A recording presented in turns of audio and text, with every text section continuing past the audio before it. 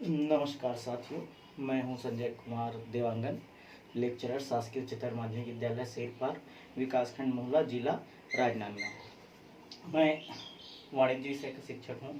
आज का हमारा टॉपिक है कक्षा 12वीं के लिए प्रबंध की अवधारणा। सबसे पहले हमें ये जानना जरूरी है कि प्रबंध क्या है। प्रबंध को हम दो अर्थों में उसका अर्थ निकाल सकते हैं। पहला अर्थ संकुचित अर्थ और दूसरा विस्तृत अर्थ। संकुचित अर्थ में दूसरों से काम कराने की कला को हम प्रबंध कहते हैं, अर्थात कोई भी प्रमुख व्यक्ति अपने अधीनस्थ सभी कर्मचारियों से जब वो काम करा सकता है तो वो प्रबंध कहलाता है। दूसरा अर्थ होता है विस्तृत अर्थ। विस्तृत अर्थ के अंतर्गत आता है प्रबंध एक नियोजन है, प्रबंध एक संगठन है, प्रबंध में अभिप्रेरण किया जाता है, प्रबंध में नियंत्रण किया जाता है, प्रबंध में समन्वय किया जाता है। अर्थात प्रबंध नियोजन से लेकर नियंत्रण तक और समन्वय तक की संपूर्ण क्रिया को प्रबंध कहा जाता है। तो दो अर्थों में, संकीर्ण अर्थ और दूसरा विस्तृत अर्थ। इसके बाद प्रबंध की विशेषता। प्रबंध की विशेषता, तो प्रबंध की जो सबसे पहली विशेषता है, निरंतर चलने वाली प्रक्रिया।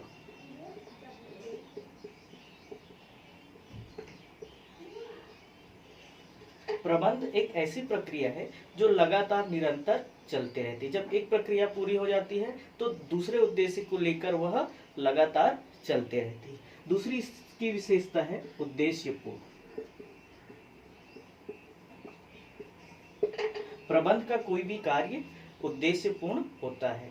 वह अपने निश्चित उद्देश्य को लेकर चलता है और उस उद्देश्य की प्राप्ति तक वह कार्य करता है। तीसरा है सार्वभौमिक।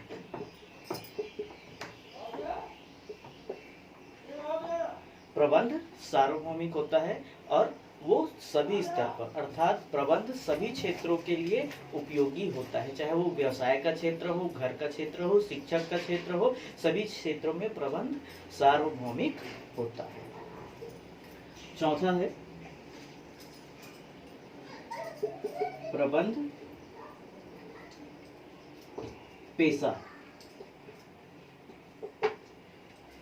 चौथा हमारी विशेषता है प्रबंध पेशा है।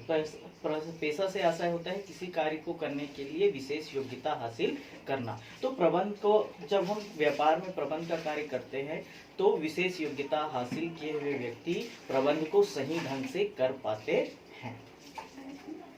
हमारी पांचवी विशेषता है प्रबंध जन्म जात एवं अर्जित प्रतिभा। अर्थात हमारा जो प्रबंध है वो जन्मजात भी हो सकता है और हम विशेष योग्यता हासिल करके प्रबंध का कार्य आसानी से कर सकते हैं। छठवां हमारी विशेषता है प्रबंध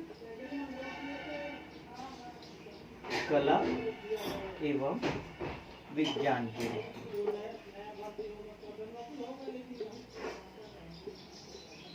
अर्थात प्रबंध एक निश्चित उद्देश्य को लेकर चलता है, इसलिए प्रबंध कला है, और प्रबंध क्रमबद्ध चलता है, इसलिए प्रबंध विज्ञान के रूप में है। तो ये थी प्रबंध की विशेषता, प्रमुख विशेषता है। धन्यवाद।